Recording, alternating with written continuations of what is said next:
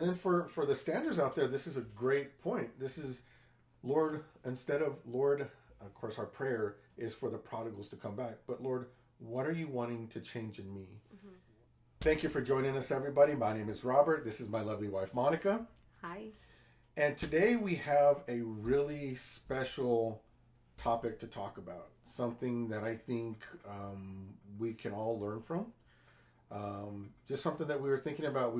My wife and I were talking about it this week, and something just went off. And so we're going to be talking about learning our spouse's love language. And it means a lot. Monica, you care to elaborate on what it means to you or what sticks out? Do you have anything? I guess I would say that I learned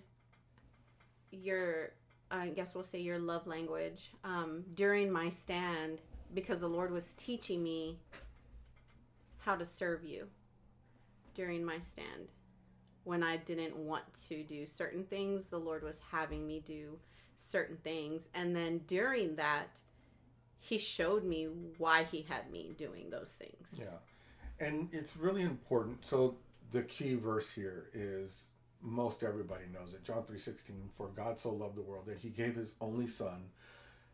That is a love that is unconditional. Mm-hmm. That is a love that's unexplainable. Not many people would give up their child for someone else. Mm-hmm. And that is a love language that speaks to everybody. And we're going to get into what I kind of started thinking about, why there are some people, many people, who don't believe in God. I think that some of them were wanting a breakthrough, or maybe there was something traumatic and they felt like the Lord wasn't there. But many times you probably may have felt alone. Mm-hmm. Maybe you felt like, Lord, is this really what I'm supposed to do? Are right. You really telling me this? Are you there? Right. Were there any times when you felt like you were alone and the Lord wasn't listening? I mean, there were a lot of times. Because I guess you think that when you're praying things to not happen, and they do happen. Or, you feel like He's not listening to you. He's not there. I think you've mentioned this before. You said that God told you, or you felt like the Lord was speaking to you and told you that it's going to get worse before it gets better. Right. How many people would stand when you're in the midst of a mm-hmm. really tough journey, mm-hmm. and they tell you it's going to get worse? Many people would walk away from that. Right. But I guess, why I didn't walk away is because I know I know the Lord told me that. I know He was speaking to me and said it's going to get worse before it gets better. And you don't know what that is. Yeah. You have no idea what that worse is, and even, going into, say, when He said, He would tell me all the time, it's you and only you. There's no one else, and there will never be anyone else. And then when you find out there is someone else, mm-hmm. it's like, Lord, I mean, I think you remember, like, I remember throwing my journals. I just remember, like, I wasn't hearing Him. I thought the whole time I wasn't hearing Him correctly. But then later He revealed to me what all that was. Yeah. And so some of the things that we really want to kind of touch on, and we've spoken about them in prior videos, but we wanted to talk a little bit about our attachment styles. Now, it is said, and this is a lot of information that we're getting from different counselors, therapists, they say that avoidant men usually tend to attract an anxious woman. Mm-hmm. Or anxious and avoidant usually attract. Right. And so many times, Monica, you were telling me you love me. Mm-hmm. And this is an example, so we're going to get a little deeper into our relationship. So we would go out to, let's say, we'd run an errand and we'd go to our local hardware store. And first thing you want to do is you want to hold my hand. Mm-hmm. And to me, holding your hand it just felt weird to me. It felt like right now, just thinking about it, it's kind of one of those things where, Yeah. it's one of those things where it was like I was telling you, we were talking about this earlier, Mm-hmm. and I said it almost made me feel weak. Mm-hmm. Yeah. Like other men or other people would probably men, other men would look at me, because women will probably look at, oh, look at that Yeah, couple, they I love do. each other. Yeah. For men, for me, Mm-hmm. I thought, and again, this is part of my attachment style. Yeah. How do people perceive me? How do people see Right. me? And I would think like it's very weak, and I don't want to be looked upon as weak. Right. I need other men to see me as someone strong and Right.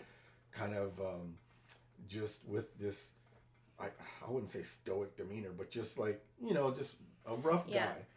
And so to me, I would tell you, let me put my arm around you. So Yeah. let's compromise. Yeah. I'm going to give you, what is your love language?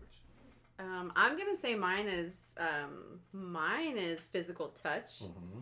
probably in time, right? Or like just spending time with me. Like I want you to do everything with me. So yeah.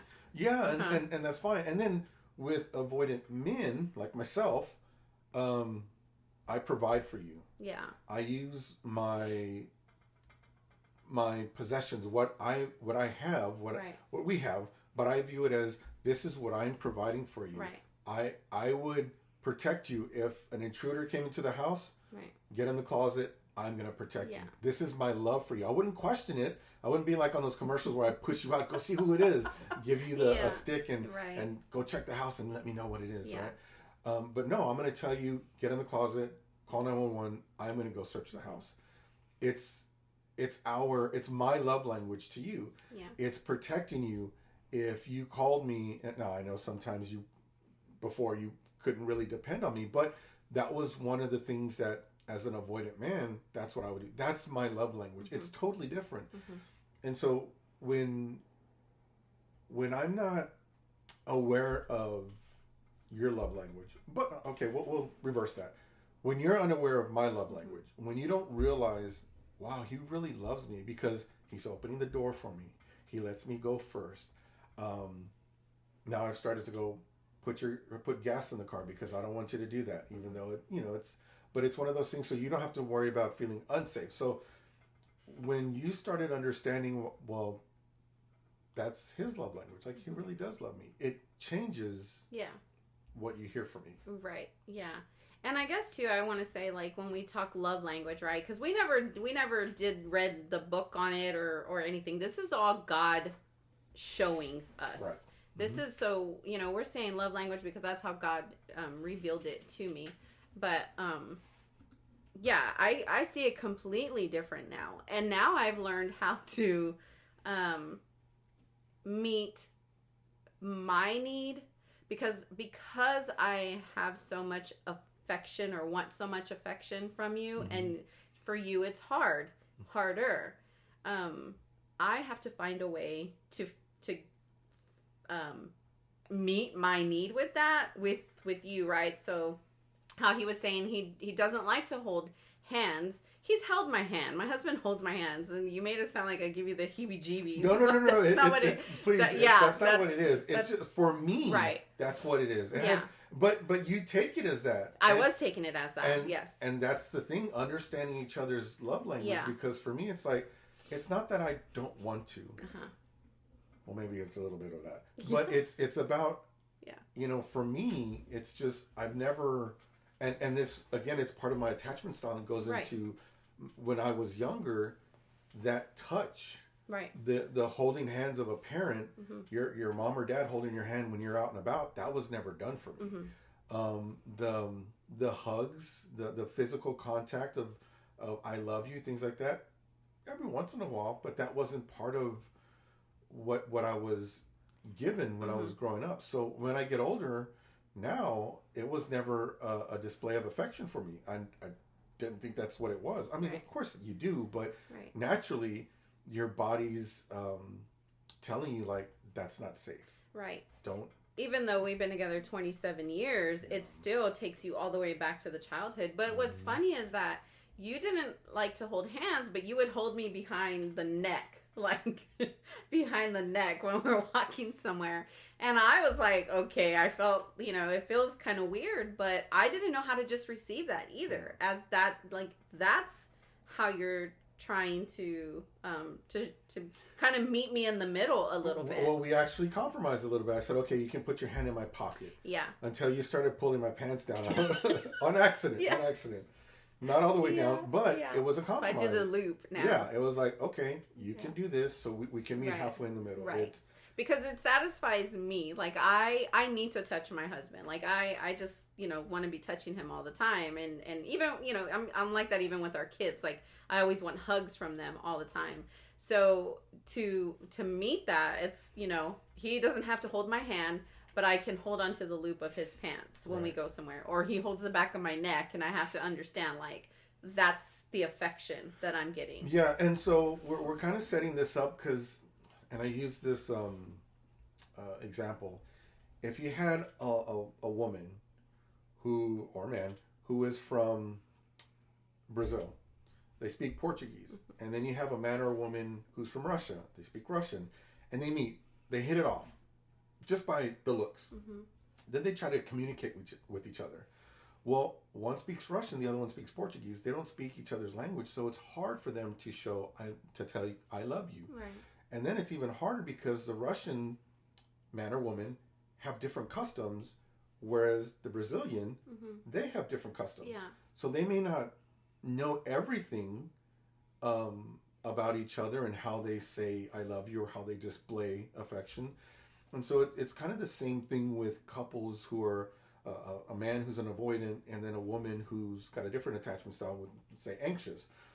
They speak a different love language.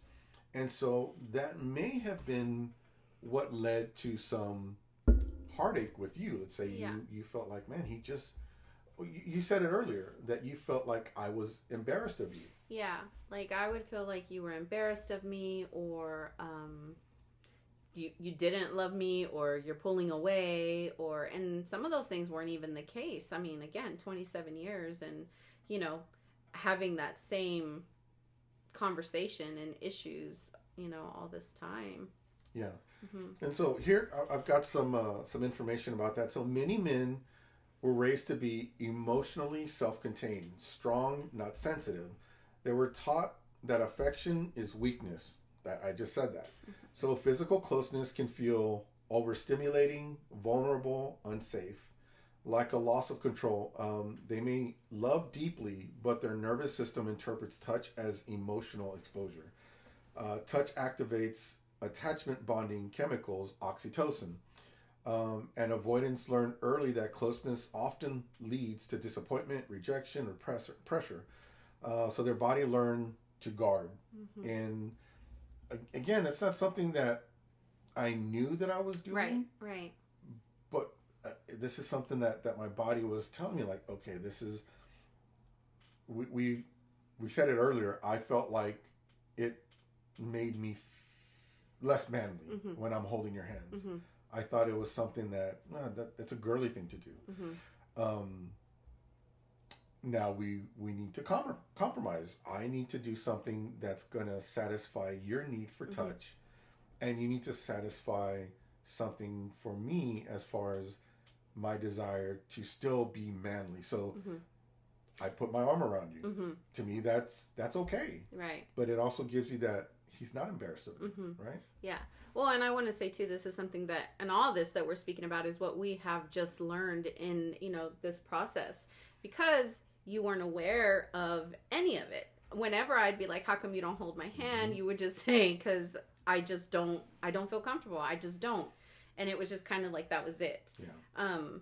And that would leave me with all the questions, and you didn't know how to answer it. You just knew I was uncomfortable.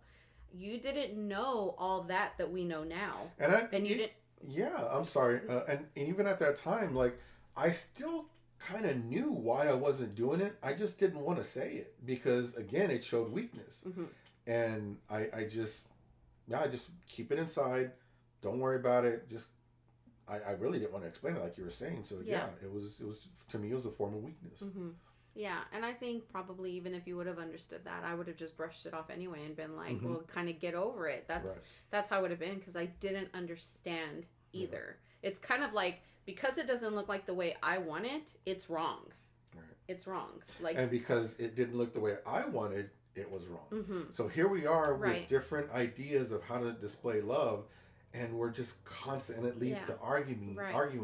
and just bitterness and Yeah. doubt. There's Right. there's a lot that goes to that. Mm-hmm. Or I would say like, I would say like you have problems, or I'd be like, I mean, Yes. I would, yeah, and I because it didn't look like mine. I felt like mine was great because I was affectionate and I hug and I confirm and I. Who doesn't hug? Who doesn't hold hug? hands? Who doesn't hold hands? You're weird. What's yeah, wrong with you? Yeah, that was a lot of what was coming from me. And then that projects to me as, well, you're offending me now. Yeah. And then it leads to Right. arguing. Right. Yeah.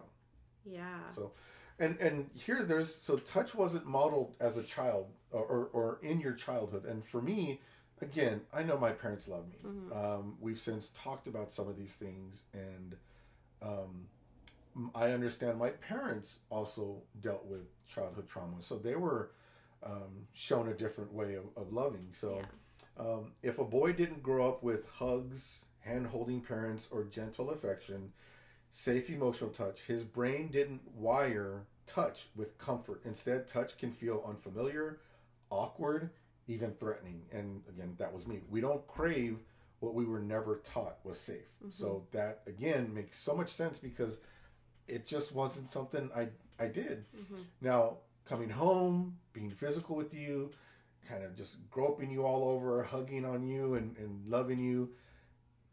Yes, in the house, it was okay. It was, because I didn't have to worry about looking weak. Yeah. I'm in the comfort of my home. Right. Right? Yeah. And so that helped. And also, just realizing, and again, we did something called an Arno profile thing. It's a test. And in that test, it showed, like, you were, I would show it, but his desire for affection was, like, at a 2. Yeah, it was at, like, a 2. And my desire for affection was all the way to, like, an 8 or a 9. It goes up to 10. And it was all the way up to 8 or 9. So in seeing that, I realized he doesn't have the ability, because of childhood, to show me that. Now that we know, he's working a lot harder. He's more intentional about, trying to meet me somewhere more than before. But I have to realize pretty much nobody can ever meet my desire on how much affection that I want. I see. Just today, I'll go sit down when you're eating, watching your show. Mm-hmm. I went to sit down and I asked you, "How was your day?" And I see your face glow, the big old smile on your face, because I see what it means to you, just to give you that attention, to see that reaction. It's rewarding, and so it's like I'm trying to be intentional. Yes. It's a word I would have never used a year ago, but being intentional in giving you that time, and showing you that I'm interested in your day, and showing you the affection the way you want it. So yeah, it's again meeting somewhere in the middle.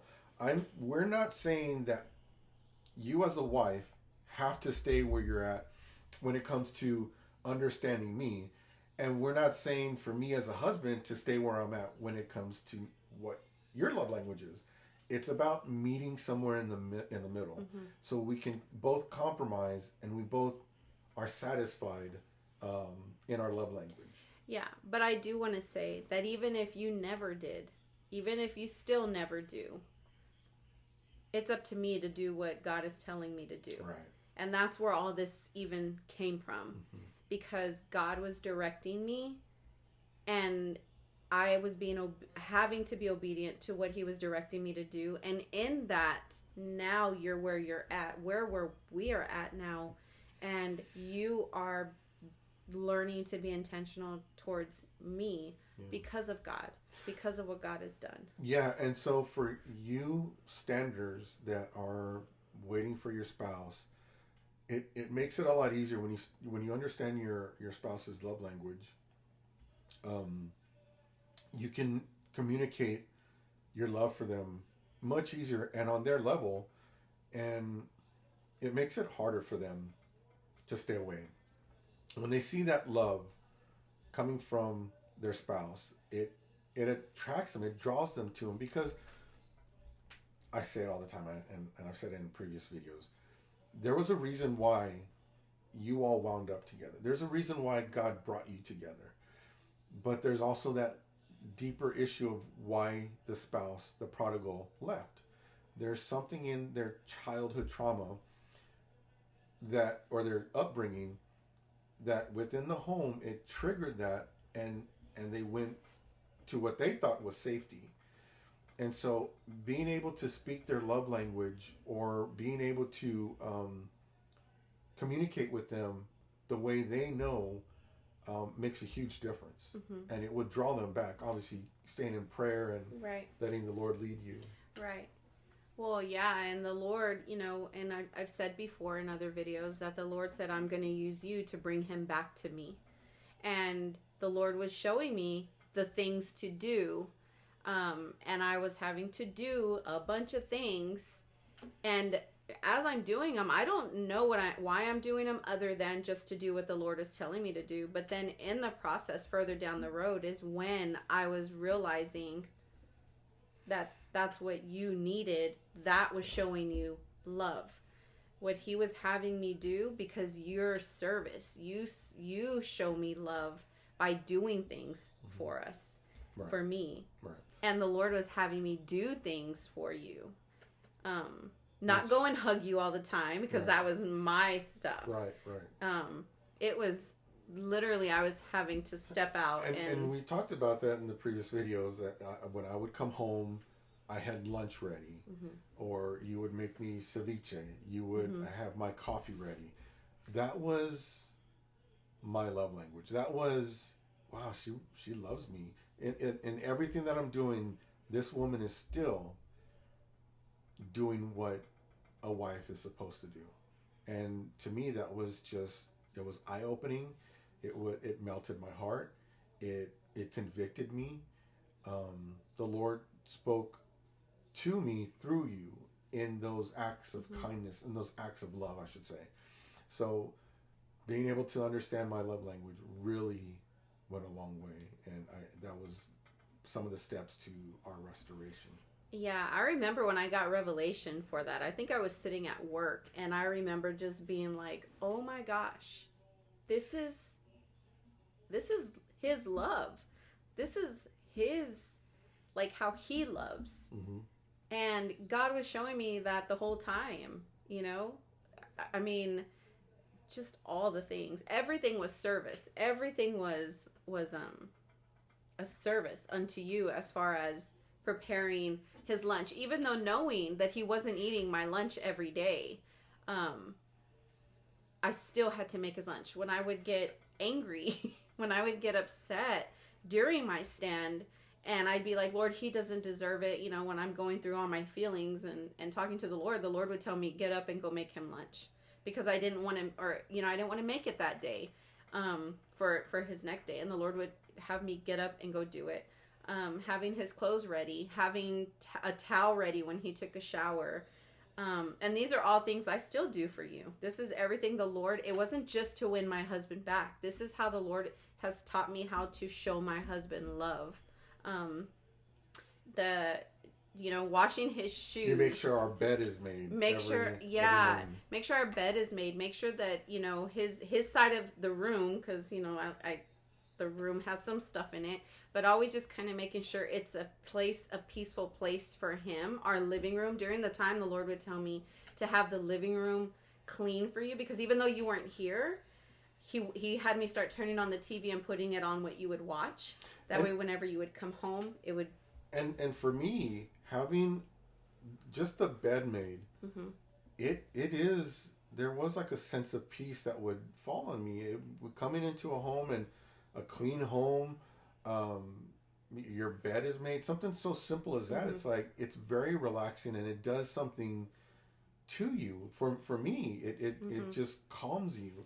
But if you come into a chaotic house, it it stimulates you, and you start to maybe get a little nervous, and your nervous system starts to act up, and you feel unsafe. And well, to that, honey, that's what I was telling you. I could come in the house and it wouldn't affect me. Like if I came in, I mean, obviously I don't want this huge, mess in my house, but it would not affect me.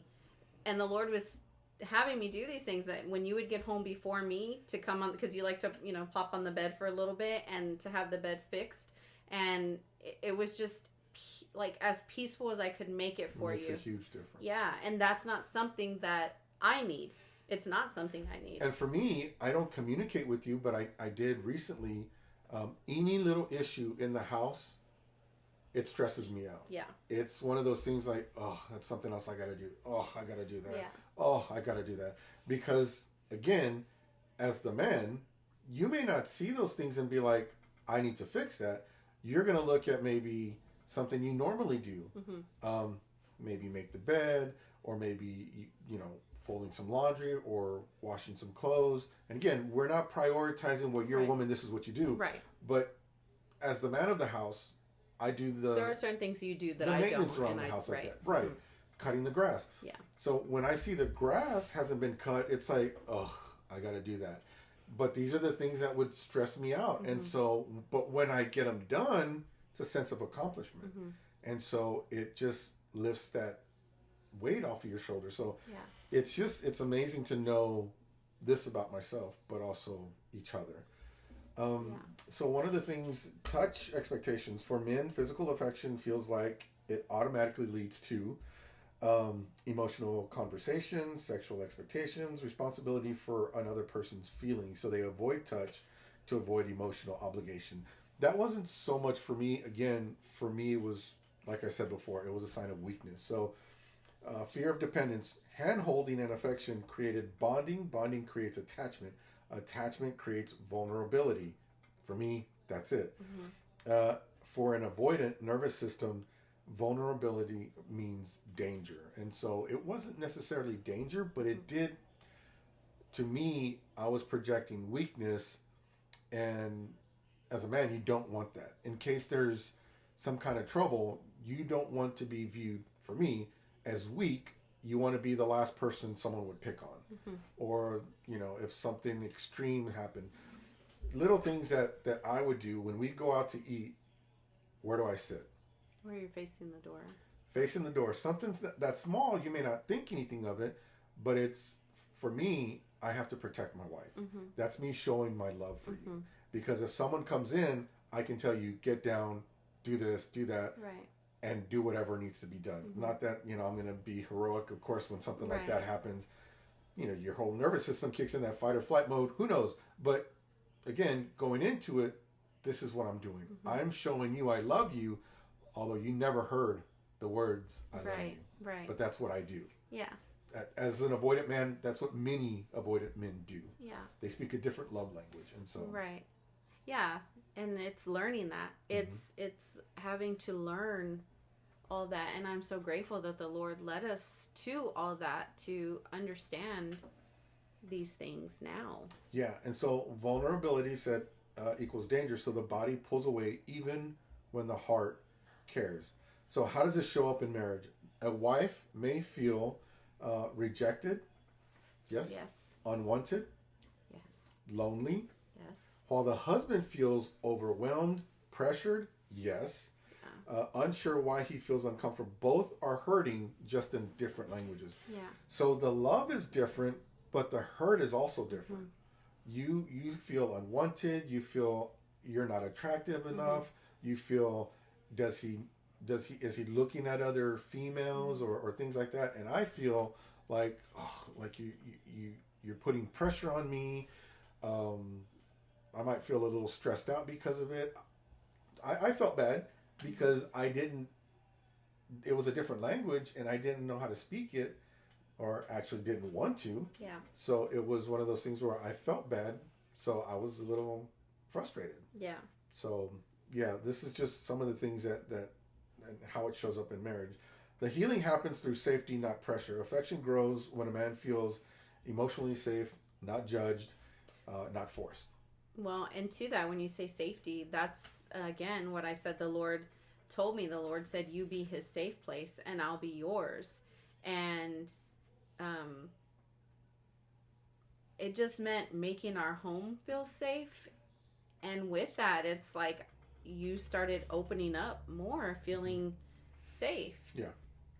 Which made me feel bad because at the same time, it was like, man, all these years I didn't make my husband feel safe. Even though you said I've always been your safe place, but there was still a level of you weren't feeling as safe in areas because I wasn't being who I was supposed to be for you. Yeah, and neither one of us was. And you know, I'm so thankful that one of us started the journey, which was you, and being obedient to God. Because unfortunately, many marriages waste away because they don't understand each other's love language, and they don't maybe take enough time to quite understand, or maybe they're just not shown how the other person speaks. You know, it's like that Brazilian person and the Russian person never trying to learn each other's language and just saying, oh, this is good enough. I just hug you, it's good, or, you know, vice versa. But you have to learn how to speak their language in order to really show the affection. Well, and I wonder, too, how would we have learned if we didn't go through this? It's unfortunate, but, you know, some good things are coming out. A lot of good things are coming out of this. Because this is, again, how I learned. Yeah. And I think before, because I would communicate to you what I needed from you, but you weren't trying to understand, and you couldn't say, I don't have the ability to. Right. We didn't know that. Yeah. And then for the standards out there, this is a great point. This is, Lord, instead of, Lord, of course, our prayer is for the prodigals to come back, but Lord, what are you wanting to change in me? And it's not that you're doing wrong. It's just for the men, they just don't understand because of how they were brought up, how the attachment styles have wired their brain to think danger, and they revert back to what they feel is safe. Again, it's that fight or flight mode. And so the body tries to protect itself. Right. And so, like we said, it was never you. Right. It was never about you.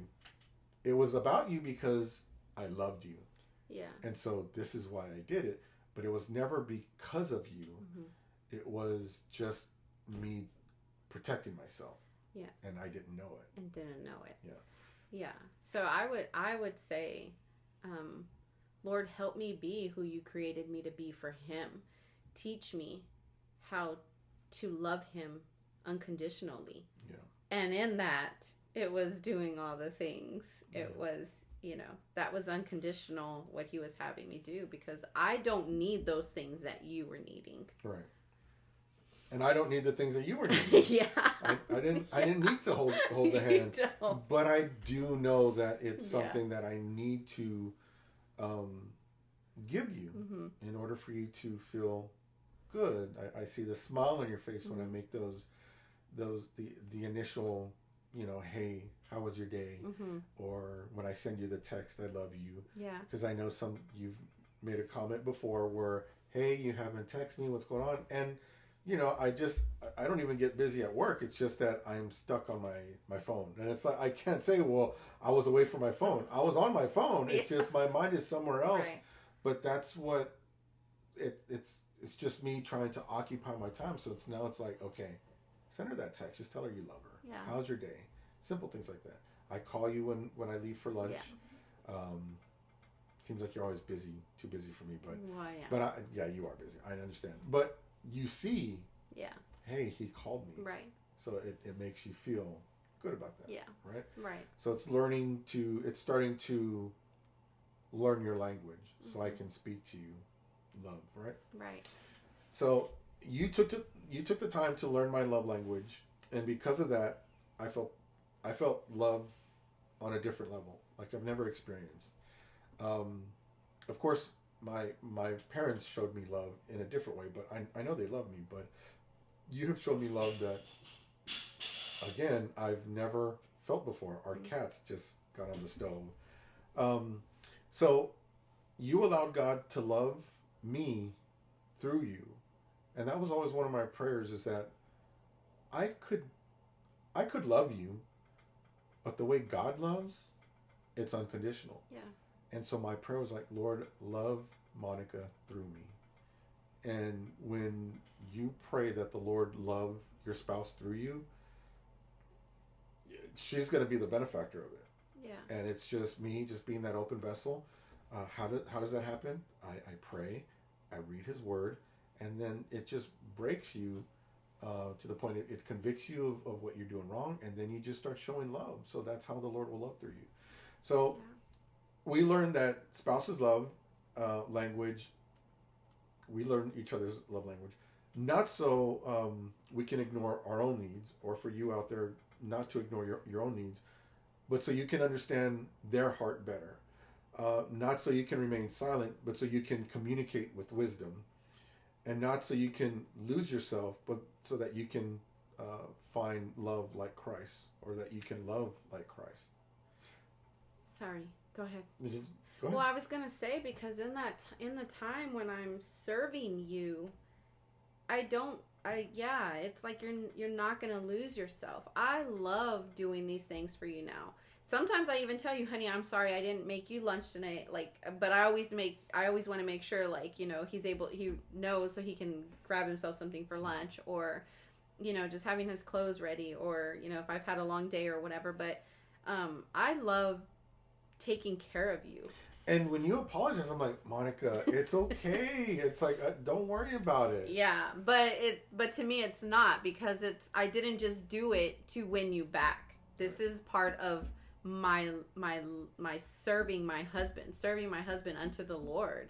And that's how I see it, because God was showing me all these things to do to take care of you. And you love it. You love when you're taken care of that way. Right. And I used to think, oh, well, I am taking care of you. I'm cooking for for you guys, for the house. I'm cooking and washing clothes.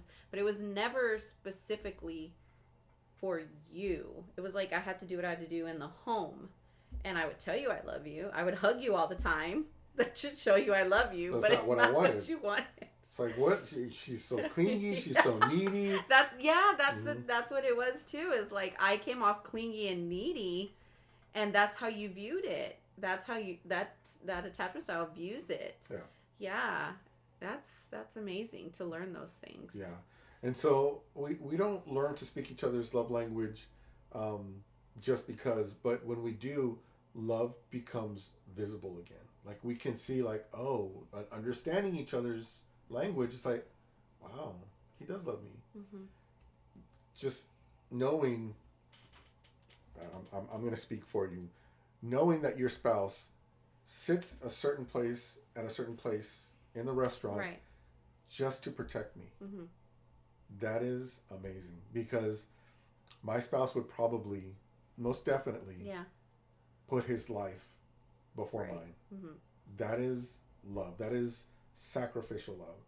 A love that we see in John 15:13. It says, no greater love has no one than this, that one would lay down his life for another, or for one's friends. Mm-hmm. And so that is a love that I can relate to.